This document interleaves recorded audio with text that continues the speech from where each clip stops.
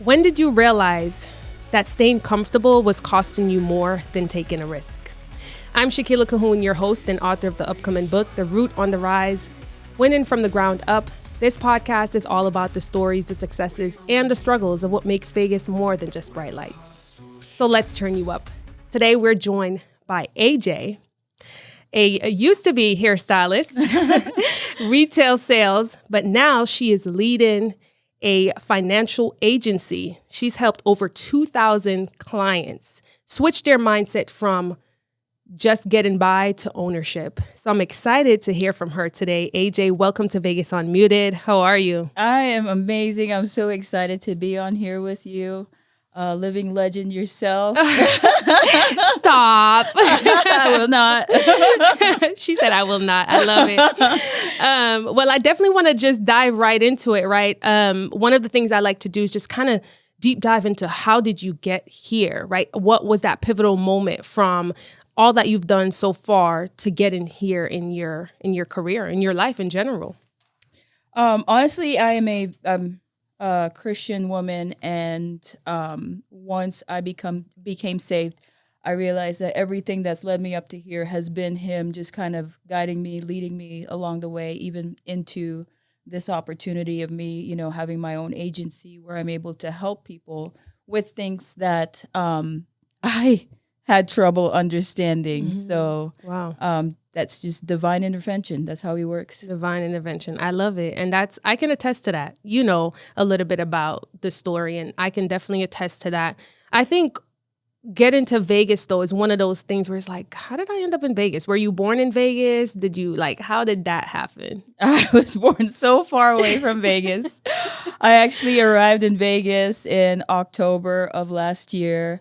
And it was nothing that I had ever planned. I've never wanted to live in Vegas. I wanted to visit, It was always, on my 30th birthday, I'll go visit Vegas, just so I say I went.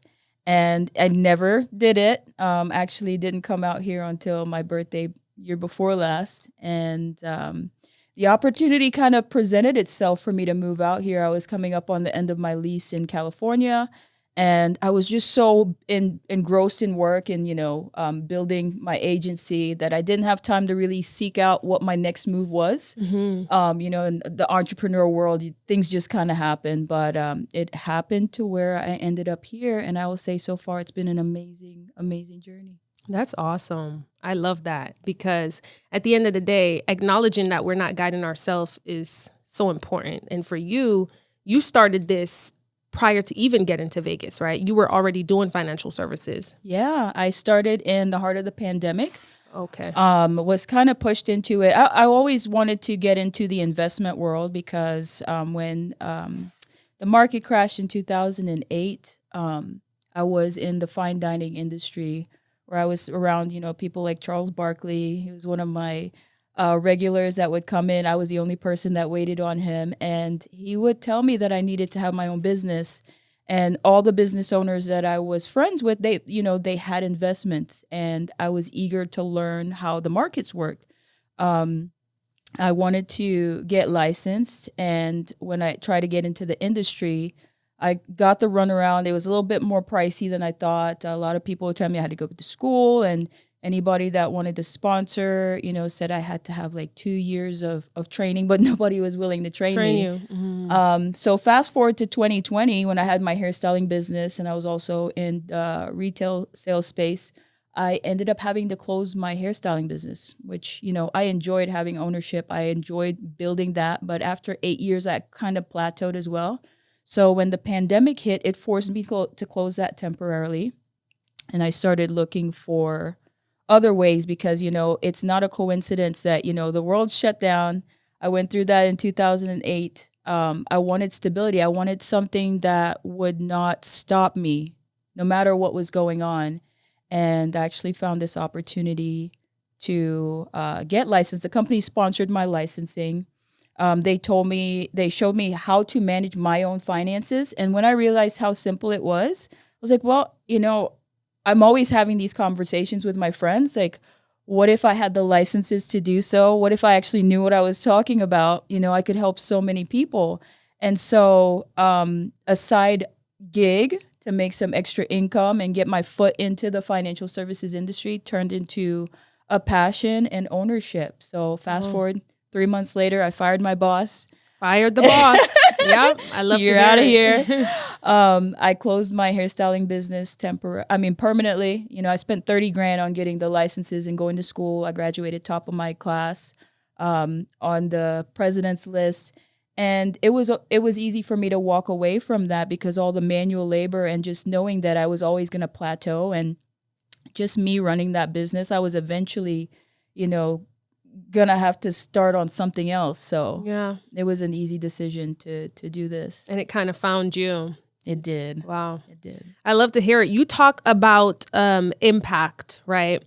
What clicked for you during that time that made you say, I want to continue to do this to be impactful? Sitting across the table from people that had no idea how to get out of where they were. And then also sitting down with people who thought they had it all together. Wow. So both, like, on each side. Yeah. The ones who absolutely had no idea. Yeah. The ones who thought they did. Yeah. And then there was you to show them. Yeah. Understanding that we were all in the same playing field. Nobody's teaching us these things in school because it benefits, you know, the large financial institutions and the government and the banks, you know, to not give us this education. You know, we remain in the debt cycle. Girl, preach. Yeah. Yeah. So understanding that I had the power, the information was so simple that I had to learn how to build relationship and ask the right questions to understand. For you though, would you say after learning it for yourself is when you decided, wow, like this is not that much or not that hard. It's just that people don't know. Yeah. That was the biggest thing. Yeah. And then you decided, you know what? I don't want to just help me. I want to help others. Yeah. Honestly, the journey of it all, the learning process, the getting licensed, the building something outside of yourself was something that was growing me and developing me as a person. I didn't realize how many mental constraints I had, so many things that were holding me back throughout my life because as a child, you know, we have these big dreams and these big goals that, you know, we just play around with and just seem like it's just so automatic. And then we go through life and things happen to us and we forget all about those days and all of those things. And I was blessed to be part of an amazing organization. I have great mentors that took me in under their wings, not just as business partners, but as family. And being brought into a culture like that when the outside world is just so me was something totally different. And when I found that, I was eager to give it back. Yeah, that's rare, you know, because I see we're in a culture now where everyone is selling you something in such a way where, are you really trying to help me or do you just want to profit? And I think finding who you found to help you and bring you in to really say, hey, this is not just for my gain. Yeah. And I think that's one of the hardest things that we're facing now culturally in the entrepreneurial space. Any service person, provider is kind of like, what is my gain? And you have to kind of decipher like, is this person here for me or just for their gain? So that's really rare. And I'm glad you found somebody who was able to, you know, bring you under their wings. So that happened when you came to Vegas or did that happen when you, while you were in Cali? Well, that happened the moment that I joined the organization. And that was one of the reasons why, because I was in Alabama for 16 years. I literally picked up Good everything. old Alabama. Alabama, right? Sweet home Alabama. I literally picked up everything in the heart of the pandemic. Just forgot about everything that I knew because I had, you know, my faith in these people that had my back throughout the whole process. And I just got up and moved. I was like one of the few people that was building a business and being able to travel and do all the things that I'd wanted to do for so many years. And I was like, it was just mind blowing, like this whole journey that I was going through. And then fast forward to see myself where I am 5 years later, and it doesn't even stop there. Like there's no plateau. Yeah. I love that. It's a constant growth. And that's why I think this is such a good result or proof, if you will, of what alignment looks like. Yeah. Because there is no plateau, like you said. When you're walking in purpose, it never really ends. Well, our God is a limitless God. So, you know. Yes. So I love that. One of the things that you said from like the forum was that financial literacy is simpler than most people believe. What's one common money myth people need to let go of right now in this culture, in this space that we have? One myth, money myth. That there's not enough. Ooh. Preach. Hello. There's not enough. Oh my gosh. Like there's so much money out there. How is it that there's so many millionaires popping up everywhere, but you can't figure out how to pay your bills? Right? Girl, it's just because it's the mindset and the lack of education. Man, Yeah. do you guys hear that? Mindset. No, I really, I'm in a space, girl, where I will tell you it is so true. And I don't think people understand the depth of how much that can change everything for them. Because I used to say, one of the analogy that I love to give is like, God created this earth. Everything in it was here before us. Mm-hmm. And the things that are here are the things that we used, i.e. trees to create, i.e. paper to create, i.e. money. Yeah. God, like we just established, is limitless. Yeah. The trees won't stop growing out the ground. Money is not, it's infinite. It's just like in that space of like mindset wise to say it's never going to run out. Absolutely. And to add to that, you know, he gave us dominion of the earth. So we're the ones that assess value to it. Because at the end of the day, those trees are just paper, right? Mm-hmm. So we create that value by who we become. Yes. So, don't I just love that? By who we become. Yeah. So much more important, literally. Yeah. Than trying to say, I got up and I have all this money. Because it's who you are that, you know, that you're aligned with, that attracts that type of money. But it's so much more rewarding. Mm-hmm. Not just, that's why I've always said, man, I mean, I wouldn't mind now that I'm who I am and where I'm at. But before I was like, no, I would tell my brother, I don't want to just win the lottery. I probably wouldn't be, you know, I wouldn't learn anything. I wouldn't grow. I wouldn't, you know what I mean? There's just so much more that comes from understanding that mindset and growing through the process to get to a place where when you have the money, it's less about the money. And you know what? We live in a world where we think that the learning only happens in school. Mm-hmm. And the learning that we do experience in school is so limited. But because we're not constantly learning, we're distracted by everything else. You know, people are so focused about who's in government and what's happening where and what. So it distracts us about what's happening internally. And that creates that abundance at the end of the day. Girl. When I say I need to make sure I have this recording, because girl, that is somebody needs to just play that in their ears. Do you understand? It's never external. Yeah. So what you just said is just amazing. It's literally internal, and we are distracted, a lot of us, because who cares? Yeah. And then another thing is like when you believe in who we believe in as our creator, it's kind of like he knows all before it's even happened. So why are you focused on what he... You know what I mean? Yeah. Even if we're fighting a warfare, we get to work with being in alignment with him, being in prayer, being in worship. We don't need to be focused and distracted with who's doing what. Yeah. I honestly don't want to misquote if it was a pastor who said it or my pastor, honestly, my brain. But it was where the pastor said, we shouldn't focus on who he appoints. And that's in kingdom. Yeah. And that's also literally here on earth. We should focus on the house itself, respecting it. Yeah. Like we respect the kingdom, respect the house, meaning that all that he's placed, you know what I mean? Yeah. And don't worry about nothing else because it's not going to really affect you. It only affects you because your mind tells you that it's affecting you. It does nothing to you. Yeah. It is it's the title that you give it, the meaning that you give it. Mm-hmm. And you know, that's the enemy's tool because wherever your focus goes, that's, you know, we get so distracted. Yeah. And it's so easy. There's so much out there. So much. Yeah. Oh, that's why these days, I don't care how shiny it looks, girl.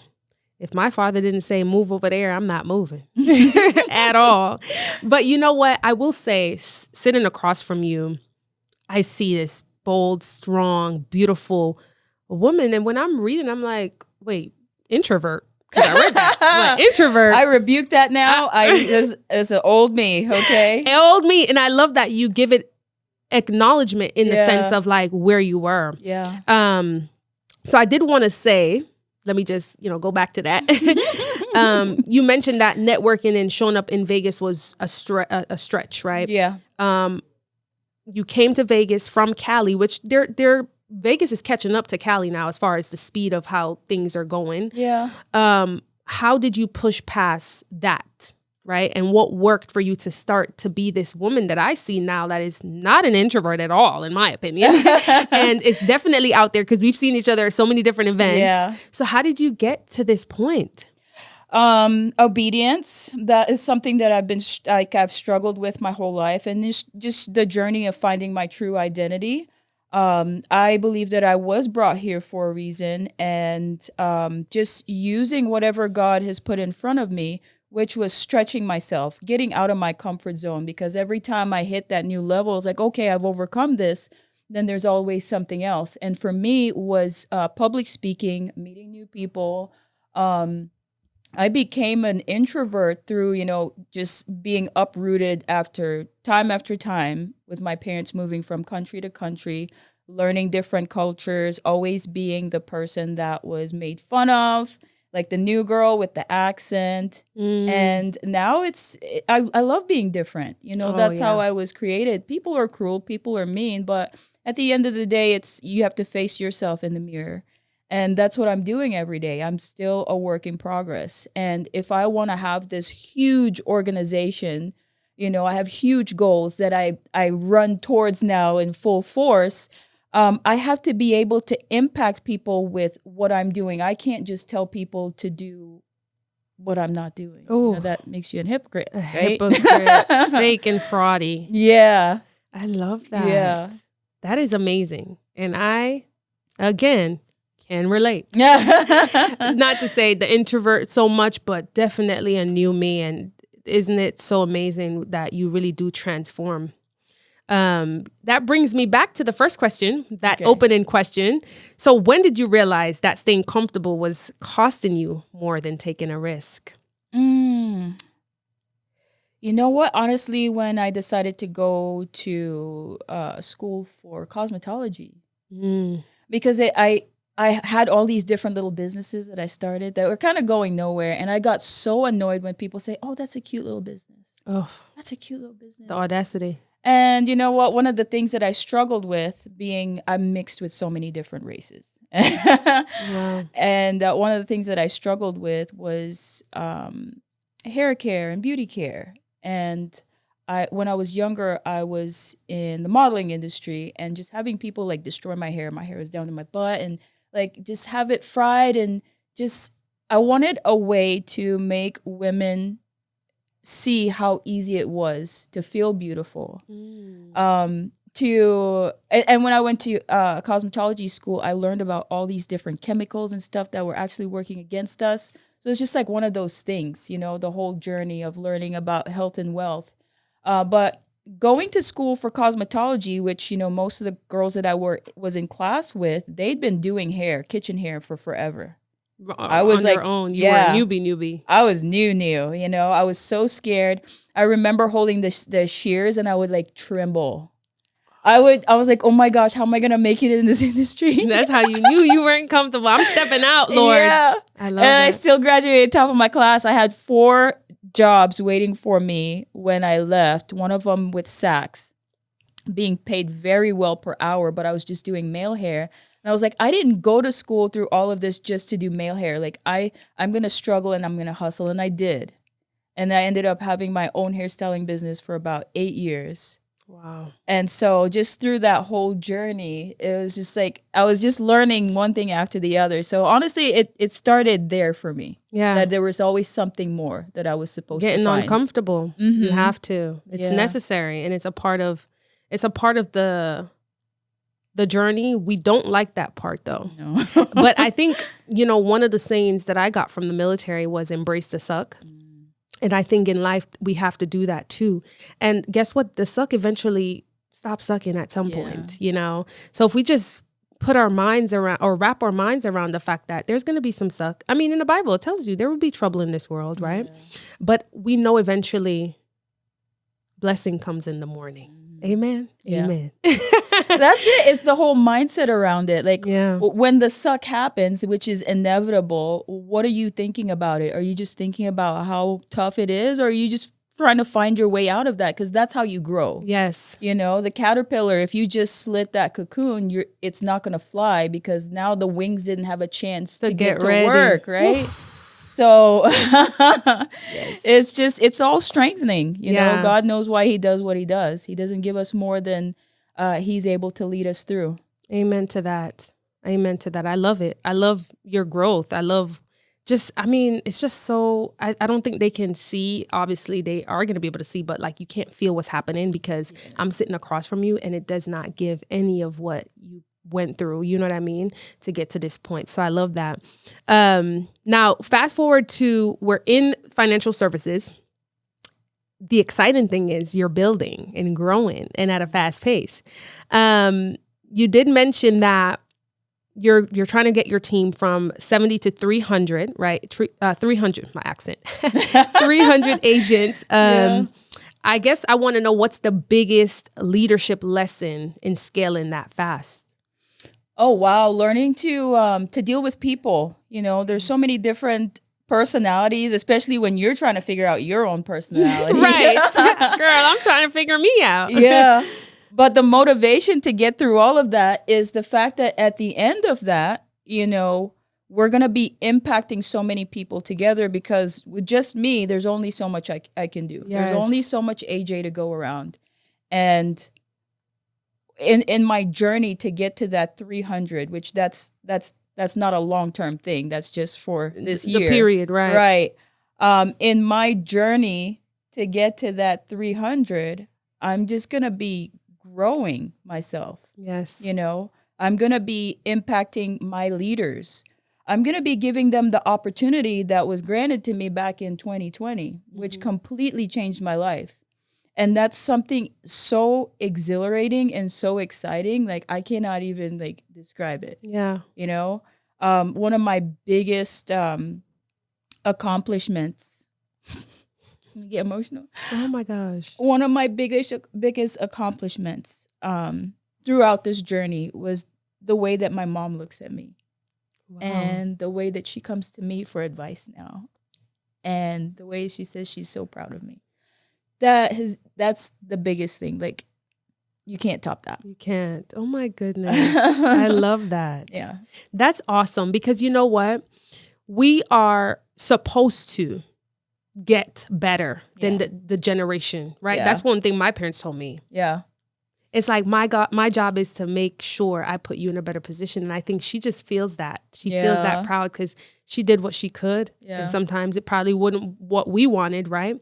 Because I feel the same way with certain things with my parents, right? I'm not gonna go into it, but to hear them say that, girl, it's such a joy in your heart. Like, what, Mom? I'm making you proud. You know what I mean? And to see it, I can't imagine what she feels. Well, you know what? Where we come from, we're not from this country. Just see what it took for our parents to get us over here. It's not easy. And so for me, once from the time I came over here, I was 14 years old, my thing was I was in such a hurry to give it back and to show them my appreciation. And I felt like I've been held back because I didn't have the guidance or the way or the know-how. And so going through all those decades until coming up on 2020, where I finally have the opportunity to do so, has been huge. That's why it's so exhilarating for me because it's something that I've been wanting to do forever. Like when you go to your job, you're focused on paying your bills and maybe having, 1 or 2 vacations a year. Mm-hmm. That's what society tells you. Exactly. when I'm doing this, I'm focused on creating a legacy. Yes. You know, like the Bible says, creating something, leaving something behind for your kids' kids. You know, that's abundance. You know, In itself. that's thinking outside of yourself. Wow. Yeah. I love that. You said something real quick. We are from different countries, and I think that does something for us when we get here. It's almost like we see it right away. Because I know people who was born here, and sometimes when you're in the funk, you can't see the funk. Yeah. So I think coming from a different country, somehow, some way, have this thing where I'm like, from the jump, I saw it. I'm like, this is not going to be the white picket fence 65-year-old die. No, not at all. And so I definitely see exactly where you're coming from. And you know what? Even though 2020 was that, maybe for you, that big moment, the simple fact that you started your own hair thing, your own hair company, your own beauty, like, girl, people from where we come from, they're in job mindset. Yeah. Always. Yeah. So the fact that you wanted your own from that time up until now shows where you were heading, you know? Yeah. So that's really, really, really good. And Mom, if you're listening, she's just getting started. I know you already know that. She knows. She knows that already. She's like, every time I talk to you, she's like, I'm about to congratulate you, and you're talking about where you're going next. So like, ma'am, it's so exciting. We don't have a lot of time. We got to get to it. But yeah, one of the things you talk a lot about is ownership, right? Which essentially financial services, that's where it leads to, ownership and creating financial freedom. What does ownership really mean to you beyond the money? Beyond the money, it's having the power to own your decisions. You know, that's what true ownership is. At the end of the day, when you don't have anybody that can stop you from, you know, saying, hey, look, I just need a break. I want to take my family on an extravagant trip. You know, I got to learn from my mentors, watching them all retire their parents.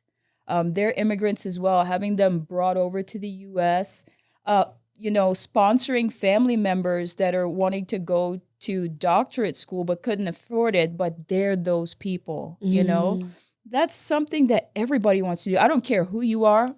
I don't care if you're that person that says money doesn't buy happiness. Deep down inside, you know that if you had the ability to open up your pocketbook and change somebody's life, you would. You know, if you could change it with just words, which, you know, when you talk about creating legacy, it's you have to change your mindset. You have to change yourself to be able to think on that kind of level. So, did y'all hear that? Like, you have to change your mindset. I know one of the things I'm like, is this cliche at this point? But it's the truth. Yeah. The mindset has to change. Yeah. And that's where everything happened, guys. One thing I will say is that everything starts in the mind. Think about every building, every design, everything. So your life is no different. Yeah. You can create the life if you see it in your mind, but don't see it and stop there. Like, you got to move in reality. Like, what you see is real. Absolutely. And you don't never stop until you get to it, you know? So, but yeah, so where is AJ heading now? I know we have the goal of the 300, team built, because right now I think you were at like 80. I have 73 licensed agents now. Okay. Yeah. Nice. Wow. Yeah. It's moving. In 30 different states. I'm actually licensed in 14 different states. Jeez. Yeah. That's awesome. All right. So just to tiptoe around exactly what financial services is, and what it is that you do, just tell us a little bit about that. How can people actually get ownership? Not just because I know part of it is the real estate. I'm a realtor. Part of it is the insurance license, right? Or the insurance services. Yeah. But what's the other things that are able to set someone up for ownership? Absolutely. For ownership, is having that control. And there's two inevitables in life besides taxes. Death and living too long. Knowing your financial independence number, so you don't have to work for the rest of your life, is a huge deal. Right. Most people are going to work till past retirement, because they didn't realize that retirement is not an age, it's a dollar figure. So, having your money as a tool because at the end of the day, you have to eat, you have to sleep, you have to rest. Money doesn't need any of those. So you're working hard. Let your money do the rest for you. It's a tool to help you get the rest of the way. And if inflation's happening at an average of 3.6% a year and your money's just sitting in a bank, Not doing anything. it's not doing it. It's actually losing value. So if you don't know the number that you need to retire and you're not putting it in a place where it's growing for you to achieve that number, you're going to work for the rest of your life. Jeez. There is no legacy talk at that point. Whew. Ma'am. There is no legacy talk at that point because what exactly are you going to leave? Nothing. You don't even have anything. Yeah. I think that's a wake-up call message right there. Yeah. It goes beyond insurance, guys. It's not just, hey, I'm going to have something for my kids. It's for you, too, to live. A lot of times we wait for that 65 number, and then we're trying to figure it out. By then, it's kind of like, it's a bit late. And I don't know, I worked in the insurance industry for a while. I did Medicare, and I know what these people are looking at. There's people who have cried to me. Not, I get $700 and I'm supposed to live off of that. Yeah. And so it's definitely something that people should take, heed from now before they get there. Yeah. So, and I know everyone's situation is different, right? When it comes to financial services, right? Okay. So you're the person they would need to come to break down what would fit for them. Absolutely, because I have a myriad of different services. We specialize in educating our clients and helping them put that game plan in place. Most people don't even know the destination, I've never gotten into an Uber or a taxi and said, driver, just take me. I get kicked out, right? This lady's crazy. Oh my Just goodness. Going around in circles and you'll get to wherever you feel like getting to. But just knowing where you need to get to, because a lot of the times I show people, they tell me when they want to retire, they tell me the lifestyle they want to have, and when I put that number together, their eyes go, oh, I didn't realize. But then I was like, okay, well, now you know the address. Yes. Let's map it out together. Oh, I love that analogy. Right? It just, And so now I have the tools to help implement and guide. Yeah. And so it's not a one and done deal. Like, we build a relationship. I show them all the steps, everything that they need to do, because you're creating a financial house. It's not, no, you just need life insurance. You just need investments. What are you doing to protect all of that stuff? Your will, your trust. Yeah. You're creating all of this legacy to leave behind, but you have nothing in paper to make sure that it does get left behind to your people. Yeah. So just having all the tools, knowing the right person to go to. And then also my biggest thing is becoming the person that people want to relate to, people can trust. So that, because there's so many people out there that are in it for the wrong reason. Wrong reasons, yeah. The reason I love what I do is because I'm one of the 5% that's investment federally registered to show people how to actually do that. Because there are a lot of people going out there calling themselves titles and giving themselves names of things that they can't do, and they end up harming people. Right. When I sit down with clients and they've lost, $20,000, $100,000 into a tool that was not designed to do what it does, it's devastating. Absolutely, life-saving. Exactly. It's sad. And so being that voice that is able to go out there and educate and show people, hey, look, it's this simple. Ask the right questions to put the things in place, because we all have different goals and different destinations that we're trying to go to. So for sure. So I know we pivoted. That was so good. So you are in that space now where you're building that team. What does it look like for you in the next, let's just say, a year or so? Because a lot can happen in a year. Oh man, when I get to watch, my agents doing what I'm doing times 10, that's like the biggest achievement. Just to see them, just walk across the stages and receive all the accolades, to talk about stories about all the people that we've helped. to attain the type of freedom where we're all vacationing together. Ooh. We're all, we got to work, but we got to no play. limits. Yes, Right. exactly. Just being able to be in that space where we're excited about what we're doing. We're creating a community. We're building a lifestyle that we don't want to separate ourselves from, where we're empowering and impacting people. I love that. That is just, oh my God, my biggest dream. The future is so bright. So bright. All right. Well, where can people find AJ to connect with you? You can easily reach me at 727-877-0110. My Instagram is Anjaneve O, and that's spelled ANJANEVEO. But yeah. All right. So you guys have the contact. You guys have the Instagram page. That's where you can find AJ. I did have a few more questions, or actually 2 important questions, because the last one, I got to ask everyone this one. But just to recap, because we are in Vegas, right? This is Vegas Unmuted. I love when guests come on here, unmute, right? Talk about all the things. I guess I want to just ask one question as it relates to Vegas, right? In this space, in your business right now, where do you see Vegas heading for the type of industry that you have? Oh, wow. Since I've been here, Vegas has just been continually growing and evolving. It's fun to be in this space. I love being surrounded by a bunch of entrepreneurs that have the same mindset. Yeah. And being able to share information and me being able to pass on knowledge on how they can grow themselves too. I don't know. For me, it's just that whole limitless thing. I think that's the theme for this year. Ooh. Just no boundaries. No boundaries. No boundaries. Why would we put a ceiling? There's none. No. That's a great answer. I love that. All right. And how does it feel to officially be unmuted? It feels, you know what? It feels great to be in this space and share uninhibited.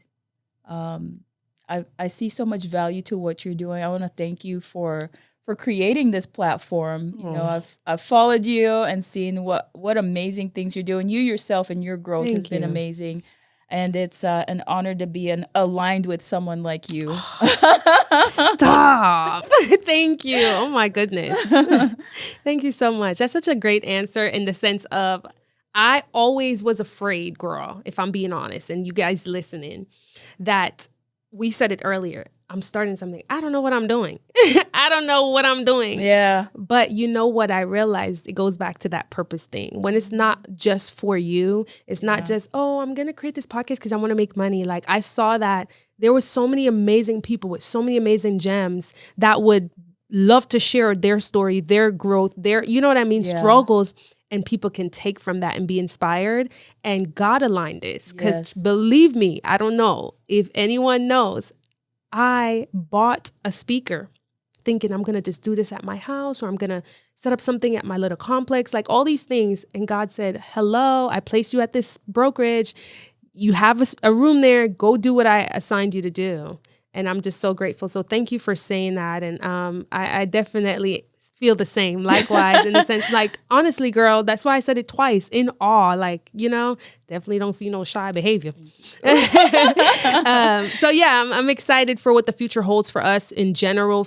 And I love our people and I love to see us striving and being in places where really wasn't created for us and in a lot of sense, right? Yeah.